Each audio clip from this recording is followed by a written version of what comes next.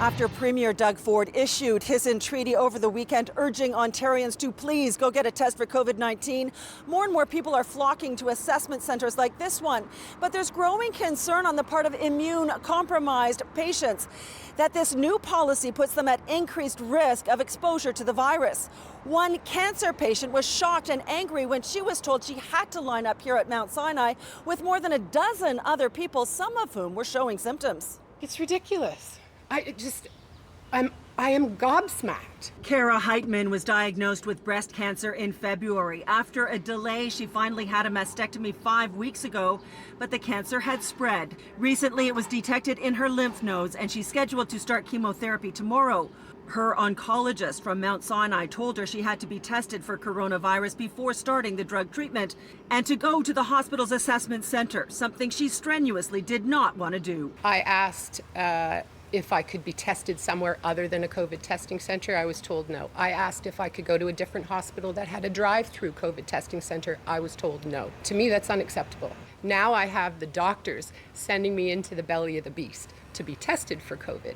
It makes no sense. You are putting me at risk. But Kara felt she had no options and went this morning. And while she was allowed to wait outside, eventually she had to navigate a long, narrow hallway with other people waiting in line. As I was doing the intake, the gentleman six feet to my left told him that he is exhibiting COVID symptoms. He phoned his doctor. His doctor told him to go get tested. I should not be sitting 6 feet away from that gentleman. Ontario's top doctor agrees. Is it reasonable that she should have to line up with the general population, some of whom were showing symptoms?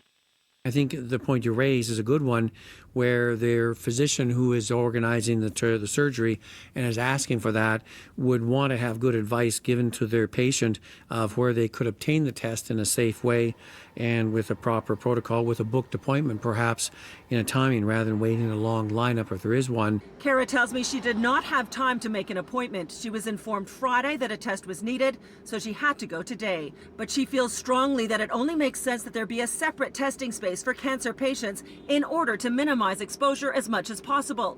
As she says, if someone like her catches COVID-19, it could possibly be a death sentence. If you don't have an immune system, that's what happens. We reached out to Mount Sinai for a response. They said in a statement that a separate testing area is not necessary. The safety precautions they have in place are enough, such as providing hand sanitizers and masks, ensuring physical distancing, and disinfecting assessment bays. However, Sunnybrook Hospital tells City News that they do take steps to separate cancer patients.